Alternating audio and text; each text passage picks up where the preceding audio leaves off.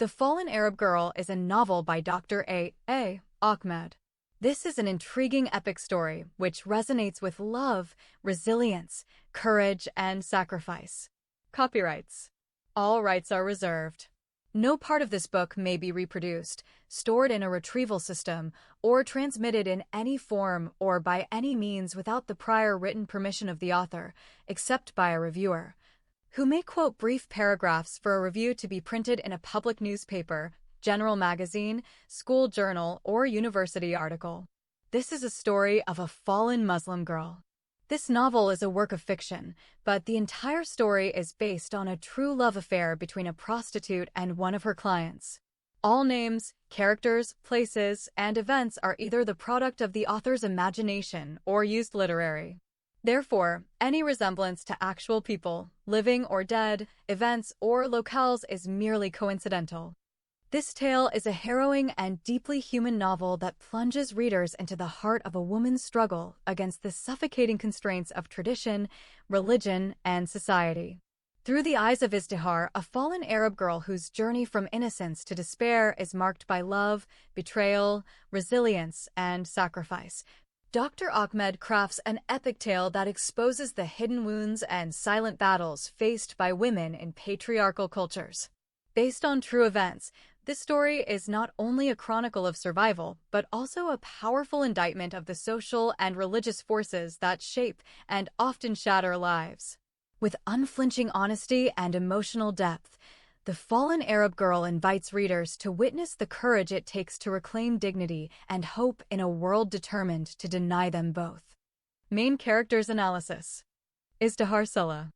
Role: protagonist, the fallen Arab girl. Background: Izdihar is an Egyptian Muslim woman whose life story is the central focus of the novel. She experiences a series of traumatic events, including forced marriage, infertility accusations, divorce, sexual violence, blackmail, homelessness, and, ultimately, prostitution. Personality and development: Izdihar is portrayed as resilient, intelligent, and deeply emotional. Despite her suffering, she demonstrates courage and a desire for dignity. Her journey is marked by a struggle for autonomy against patriarchal and religious oppression. She is both a victim and a survivor, showing moments of vulnerability, anger, and hope.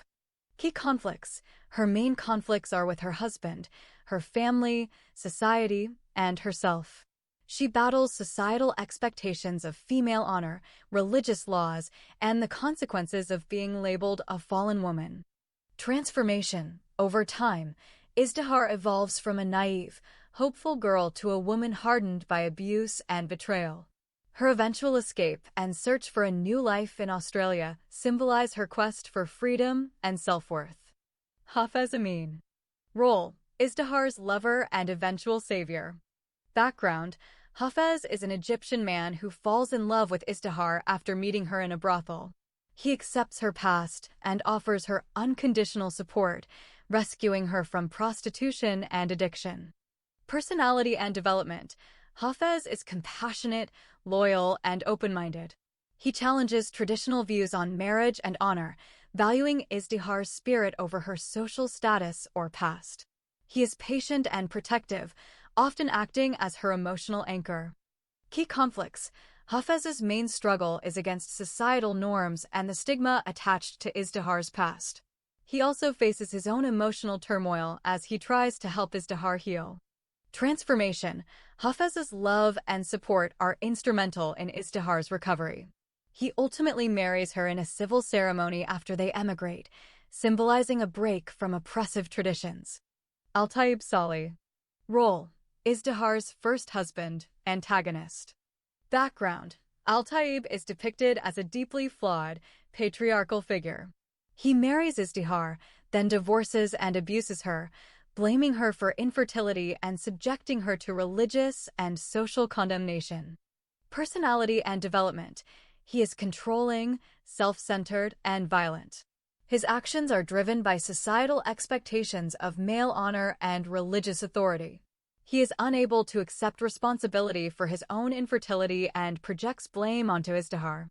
Key conflicts. His main conflict is with Izdihar, whom he accuses of adultery and dishonor. He also struggles with his own inadequacies and the pressure to produce children. Transformation. Al-Taib remains largely unchanged, representing the oppressive forces of tradition and patriarchy. Faki Mahmud. Role: witch doctor, secondary antagonist. Background: Faki Mahmud is a quackhealer who exploits Izdihar's desperation to have children. He drugs, rapes, and blackmails her, claiming paternity of her children. Personality and development.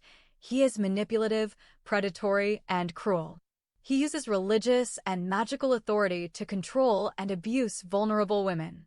Key conflicts. His conflict is with Izdihar, whom he victimizes for personal gain.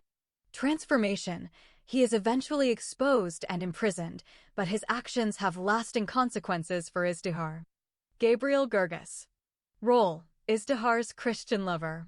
Background: Gabriel is a Coptic Christian neighbor who becomes romantically involved with Izdihar. Their relationship is forbidden by Islamic law, adding another layer of tragedy to her story. Personality and development. Gabriel is kind and loving, but ultimately unable to rescue Izdihar from her circumstances due to religious and societal barriers. Key conflicts. His main conflict is the impossibility of marrying Izdihar due to religious restrictions. Transformation. Gabriel's presence highlights the theme of forbidden love and the limitations imposed by religious identity. Supporting characters. Navila, Izdihar's former friend and rival, who becomes her husband's second wife. She represents jealousy, betrayal, and the destructive power of social competition. Khadija, Izdihar's mother, embodies the internalized oppression and lack of compassion found in traditional society. Sweet Coconut, a lady pimp. She is a brothel owner who exploits Izdihar and other women, symbolizing the cycle of abuse and commodification of female bodies. Conclusion. Izdihar Sulla is a deep human, tragic, and ultimately hopeful character. Her story is a powerful indictment of the systems that oppress women, but also a testament to the possibility of survival, transformation, and advocacy. She is not just a victim, but a survivor and a symbol of resistance. Chapter 1. Hafez sits by the window and constantly looks at the beautiful face of his friend Izdihar. Her name means to blossom, to flourish, to become vibrant and glowing. Her beautiful face, sexy semi-naked body, and long curly black hair always attract her to him. She is still asleep, and half the day has passed. Beloved Hafez is waiting impatiently for his beloved Izdihar to wake up. Every day they spent together was special, but that day would be different because, for the first time, Izdihar agreed to reveal her past life to Hafez. Since they met a year ago, Hafez knew nothing about Izdihar's past life. For him, she was only 1 year old. Her birth, origins, past, and life before him are all mysteries concealed within her captivating eyes. One of the two conditions that Izdihar stipulated for Hafez before moving to his apartment was that she should not tell him about her past life, and the second condition was that she would never marry him. When Hafez accepted these two conditions, she moved into his apartment and became his beloved girlfriend. And then she gave him everything he wanted from her. The year passed day and night, and the two lovers lived in cohabitation as sexual partners but were not legally married. Hafez accepted the love that Izdihar gave him. He tried many times to convince his girlfriend that they should have children, but she also rejected this request. The only reason she refuses to have children with her boyfriend is always the same. She does not want to have an illegitimate child with someone she is not married to. This is the only moral value that the Egyptian girl Izdihar was determined to uphold throughout her life. She has abandoned all her other moral, social, and religious values except this one. Before she met Hafez, she was living in a brothel, drinking alcohol, smoking cigarettes and hookahs, and selling local liquor and drugs. Even after she met Hafez, she did not give up all her unhealthy habits. Hafez saved her from prostitution and selling alcohol and drugs, but he could not prevent her from drinking and smoking. How did she come to this kind of life, such a deep secret hidden behind her beautiful eyes? Like all the men who went there seeking alcohol and sexual pleasure, Hafez went to the brothel house where the girl Izdihar was living as a prostitute. She was famous for her beauty, charm, and sexy body. At first, Izdihar treated Hafez like her other clients. He was attracted to her extreme beauty, sexy body, and gentle personality. He showed great love for her and felt that he fell in love with her at first sight. He promised to visit again, and he did. On his second or third visit, Hafez expressed his admiration for Izdihar and proposed marriage to her. But she only laughed in response. She learned that most of her customers praised her beauty and loyalty. In their intoxicated minds, they thought they had fallen in love with her at first sight. Some of them even offered to secretly marry her as a Muslim Masar's wife. Others wanted to treat her as a secret concubine. But when Hafez visited her more, the prostitute Izdihar began to treat him differently. She felt he was different from others. Moreover, she realized that he was sincere in his love. In an abbreviated time, his love was able to penetrate her physical body and touch her mind and soul. So, she responded to his love and fell in love with him too. The two lovers spent many hours talking to each other. Love was not considered a good thing in those brothels and bars. The pimp lady who ran the prostitution business began to object to their relationship. She noticed that the beautiful girl, Izdihar, was wasting a lot of time with one of the customers. Usually, the Egyptian girl Izdihar made more money when Hafez was not present. So, the pimp tried to convince her to put aside her emotions and use her time and beauty to earn more money. She also told her that this type of business does not last long. No woman will remain attractive and desirable forever. While Izdihar was struggling between her career and her love, Hafez suggested that she leave her work as a prostitute and come live with him. He promised to take care of her. She believed him and moved into his apartment. Before her move, Izdihar stipulated two conditions which Hafez accepted. She will not reveal her past life to him and will never marry him. When Hafez accepted the cohabitation relationship, Izdihar moved into his apartment. For a year, the two lovers lived happily together. Their neighbors thought they were a Muslim couple who had married according to the Sunnah of God and His Messenger. They lied to everyone that they were husband and wife. Izdihar committed herself to a life of cohabitation with Hafez and did not return to her old life of prostitution. Hafez also never sought sexual pleasure with another woman again. He worked hard and earned his living by the sweat of his brow. Every Egyptian pound he earned he shared with his partner. His girlfriend, Izdihar, stayed at home and took care of their apartment. Things went like this until one day, the girl Izdihar asked her friend Hafez to accompany her on a long trip. She told him that she wanted to go to the city where she was born to visit some people dear to her. She even told him that she had two sons there. It had been several years since she had seen her children. They were 1 and 2 years old when Izdihar left them. Hafez wanted to know more about Izdihar's children and her past life, but she promised to reveal her hidden secret only after they arrived in the town where she was born and raised. Izdihar's hometown was a day's train ride from the city where they lived. They arrived at her town late in the evening. They moved from the train station in a taxi to a nearby hotel. They took a quick shower and had dinner. Shortly after, the two lovers went to sleep together in the same large bed. Hafez woke up as usual at 8 in the morning. He took a quick shower and lit a cigarette. He ordered breakfast from the hotel restaurant and waited for his girlfriend, Izdihar, to wake up. An hour has passed since Hafez woke up. Many times, he got impatient and wanted to wake up his girlfriend. Somehow, he resisted the temptation and waited patiently for his sleeping beauty to awaken. Another temptation that he resisted with great difficulty was to open the bottle of alcohol-containing Ethiopian-made Ansha and take a drink. However, he learned that Anisha is Izdihar's favorite drink. He always loved it when she opened the bottle and poured a drink for both. Every now and then, he looked away from his girlfriend's beautiful face and looked out the window at the crowded street below. Hundreds of strangers passed through his eyes and disappeared to be replaced by other unknown faces. Hafez wondered if anyone Izdihar knew had passed by on the crowded street. His mind was thinking of some questions. How will Izdihar meet her children? With whom do her children live? Do they have one father known to her, or did she give birth to them illegally from two different men? Hafez did not know whether Izdihar had married before she went astray, fell into the world of vice, and became a prostitute. He knew and understood that an Arab girl like her would not engage in prostitution for money. Long ago, he concluded that she had faced problems with her family for her immoral behavior and had run away from home for fear of being killed in an honor killing by her Muslim father. She unwittingly adopted this kind of bad life. But he did not share his conclusion with his beloved girl. While Hafez was immersed in these thoughts, he saw his friend begin to extend her hands and yawn. Like a beautiful lotus flower, Izdihar opened her beautiful eyes and showed a charming smile. Hafez walked to her and sat next to her. He placed a loving kiss on her sweet lips. She pushed him gently and sat on the bed.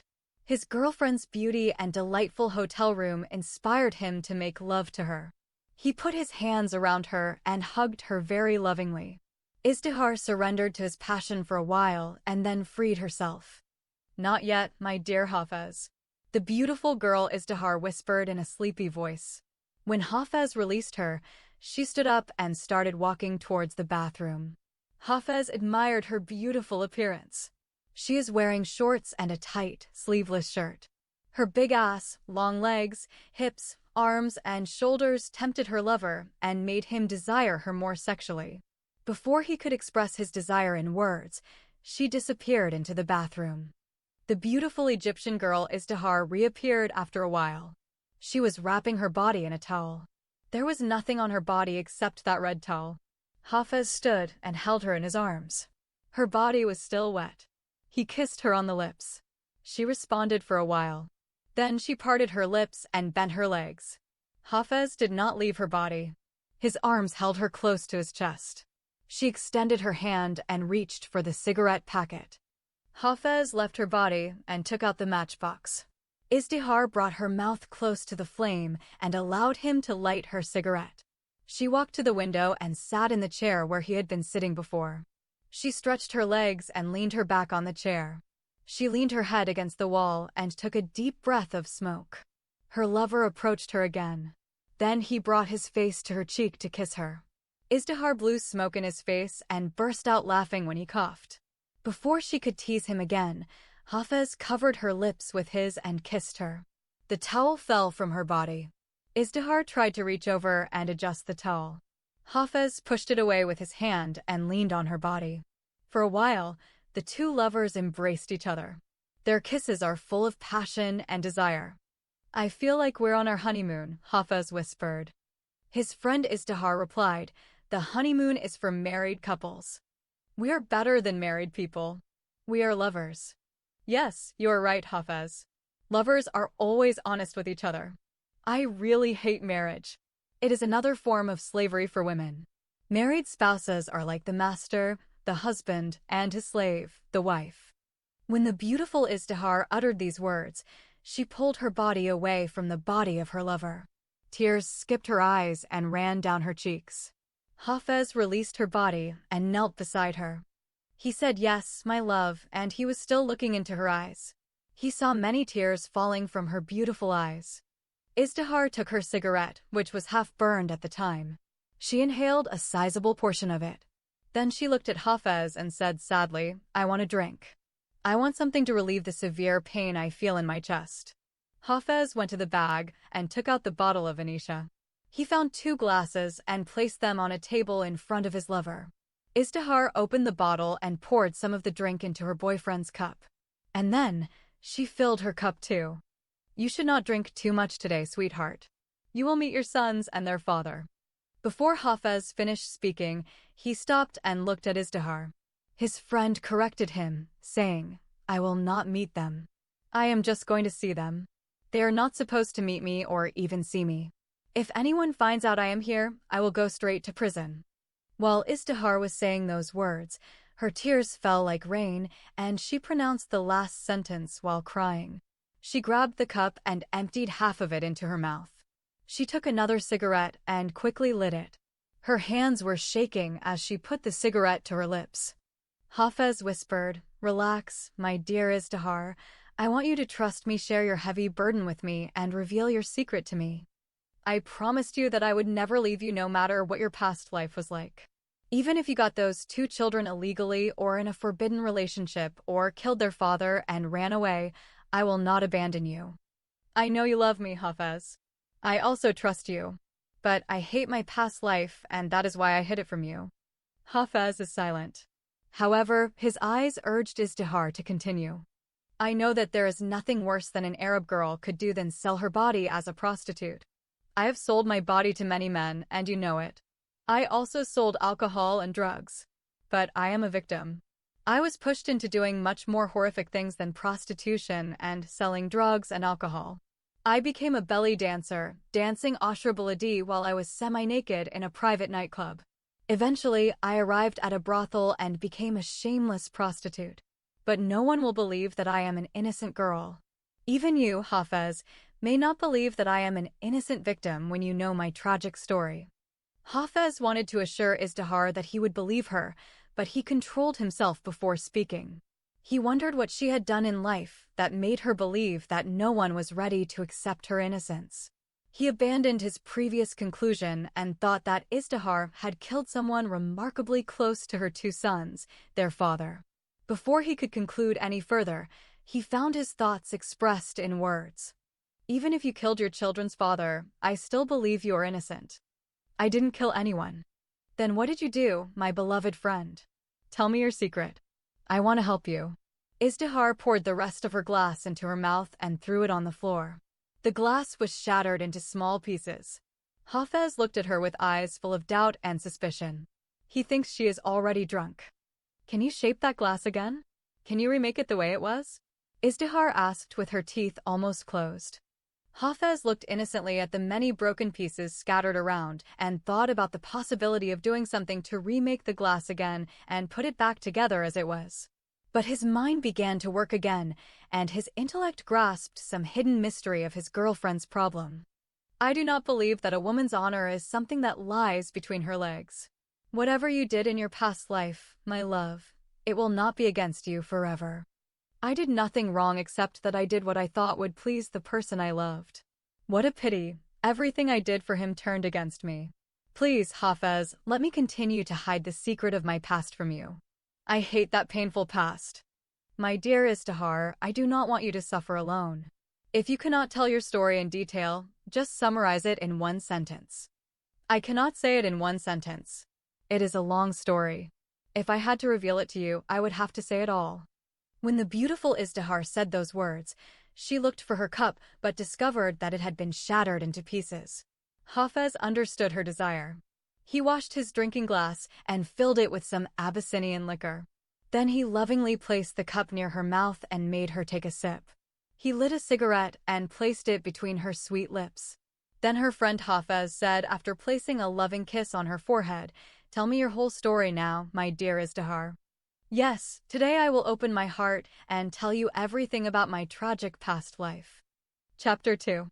Then the beloved Izdihar began to narrate the story of her tragic past life to her beloved Hafez.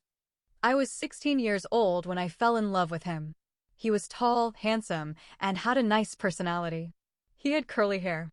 When he spoke, his voice was musical. He smiled often. His smile was part of his attractive nature. He never spoke without smiling. He likes to tease and annoy people even if he meets them for the first time. He was aware of his masculine ability and personality that attracted the opposite sex towards him. He knew when and how to use his charm and masculine ability to trap and attract girls. One of his relatives was my neighbor and best friend. Her name was Nabila. We went to the same girls' school together and studied together. She told me that she loves him, and he loves her too, and that they are engaged to each other.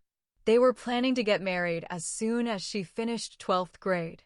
She always talked to me about him. She almost worshipped him. We were studying our lessons together at her house. We spent half our time talking about it. I have wanted to see him for a long time. My friend Navila does not want me to see him and meet him before their marriage. I knew he came to her house a few times, and she lied to me about it. It was just a coincidence that I went to her house one day and met him. When I saw him, he looked at me and smiled. I guessed from his charming beauty and attractive appearance that he was Navila's lover and fiancé. At first, my girlfriend was not ready to introduce us to each other. She was afraid that he might fall in love with me and leave her. I felt embarrassed when he looked at me, smiled, and extended his hand to shake my hand. I offered him my hand and looked down. "Before you shake my hand, you should first tell me what your name is," he said to me. I took my hand away from him and looked at him in an angry mood. My friend Navila said to him with a frown, "I'm sorry, I was supposed to tell you that this is my friend and schoolmate Izdihar," he said while smiling. "Now I know who wants to greet me." Then he approached me, took my hand, and shook it affectionately. I was embarrassed by his friendly nature, as if he knew about me before I saw him. "How old are you, Izdihar?" "I'm 16 years old." "How tall are you?" "I don't know." "Do you know how tall Navila is?" "I do not know how tall she is, but she is shorter than you. So, if you tell me how tall you are, I can guess how tall she is."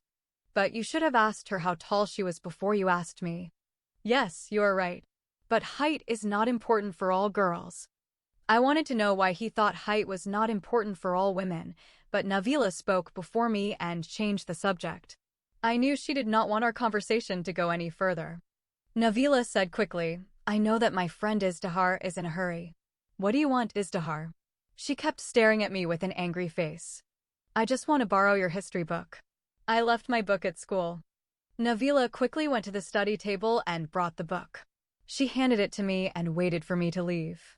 When I turned my back and started walking, he spoke to me again. "Wait a minute, Izdihar. I have not finished my questions yet. Besides, I have not told you my name yet." "She knows more about you than you do about her," Navila said. "What do you know about me?" he asked excitedly. Before I could answer his question, he asked me another question. "If you know as much about me as Navila said, then tell me where I live." "You live in your house," I said jokingly. "Tell me where I live?" He burst out laughing so hard he almost screamed. He slammed his hands on the table. He stood smiling and put his hands on his waist. He said, "My dear Izdihar, everyone lives in his own house. This is not an answer. You have to tell me where I live. You live somewhere in this city. Everyone lives somewhere in this city." "Okay, I will change the question. How tall am I or how old am I? If you answer either of these two questions, I will release you and let you go home. You're 6 feet 1 inch tall. You are 18 years old. You are in 12th grade. You live in the Al Nasser neighborhood. You love music and football. You want to be a musician in the future. Your favorite color is red." Is this enough knowledge about you, or do you want me to tell you more about yourself? Meanwhile, he was standing like a statue, and with every word I spoke, his eyes widened and his smile increased. "I want an explanation," he said happily and very enthusiastically. "Explanation about what?" I asked him while laughing. "How can you know all these personal things about me when I only saw you today?" I looked at Navila and smiled. Her face revealed discomfort. She seemed incredibly angry and understood that I had betrayed her by revealing everything she had told me about him. He said, "Look at me, my dear Izdihar, only a close friend knows so much about me. I know you do not know any of my friends. Tell me where you got this private and confidential information about me." I looked at Navila. My eyes were begging her to intervene and save me from her lover and relative. She did not respond. He understood my intention. "Even Navila doesn't know much about me," I said to him, challenging him, "but she is your relative." "So, what? I don't think I ever told her what I like or don't like. It's okay for her to know all this about her friend and relative. But Navila is just my relative. She's not my friend." His direct and bold answer struck my friend Navila like a thunderbolt. From that moment on, I began to doubt the veracity of her love affair with him. I could not believe that a boyfriend could be so rude to his beloved girlfriend and fiancé. I saw Navila's face become terribly angry. Her eyes narrowed and a few drops of tears fell from them. I apologized to her and ran to my house. For 2 days, I avoided meeting Navila. When I met her again, I discovered that her attitude towards me had changed. She told me that her fiancé apologized after I left. I did not know whether she meant that he apologized to her or to me. A few days later, she told me that he still loved her and considered her his fiancée and future wife. I ignored the whole matter and decided not to interfere in their romantic relationship. I do not remember how long it was until I saw him again. It was in Navila's house again. He came one evening while Navila and I were sitting in her compound and studying our lessons. The wound he caused in our friendship had healed by then. I almost forgot everything about him. I avoided talking to her about her fiancé, who she claimed loved her very much, and she loved him to the point of worship. He came that day with his school books. I ignored him and kept my gaze focused on my book. He sat quietly and said to us, "Peace be upon you both." Navila responded to his greeting, but I did not open my mouth. However, his presence made my heart beat fast, and when I tried to talk to Navila, I lost my voice. I have never felt such a wonderful and solemn emotional feeling towards any boy before. I could not concentrate on studying my book. He ignored me as I ignored him, and he talked more to Navila. Their conversation upset me because I knew he wanted me to feel ignored. After some time, he gave a piece of chocolate to Navila and threw another piece on my book. "Thank you," I said in a faint voice. "I don't eat a lot of chocolate." "One piece of chocolate is not a lot." He said that when he saw my hand pushing the chocolate to Navila. When I did not comment, he resumed, "Or maybe pretty girls don't eat a lot of sweets, because this may increase their sweetness." His comment about me made Navila get up and leave. I did not know whether she would come back again or not. She left me alone with him. I am sorry if I said something inappropriate that might have offended Navila. I always like to joke with people. I admit that I sometimes get in trouble for doing this. I was completely amazed by what he said to me in front of his girlfriend and fiancé. Thank God that Navila came back and saved me from the trouble of being alone with her cousin. Shortly after that, I returned home. Navila never told me anything about that second incident that hurt her feelings. I pretended as if nothing had happened that evening. Meanwhile, her fiancé made frequent visits to her house and became a member of our study group. With each passing day, I become more convinced that he does not love Navila. His behavior confirmed to me that he liked me and wanted me to respond to his love. I started to love him too, and when he did not come, I missed him. Meanwhile, Navila did everything in her power to prevent us from falling in love together. One day, in her absence, he told me that he did not love her. We exchanged quick questions and answers as Navila went to bring us some tea. He said to me in a whisper, "Believe me, my dear Izdihar, I do not love Navila." "But she thinks you love her," I said to him in a faint voice.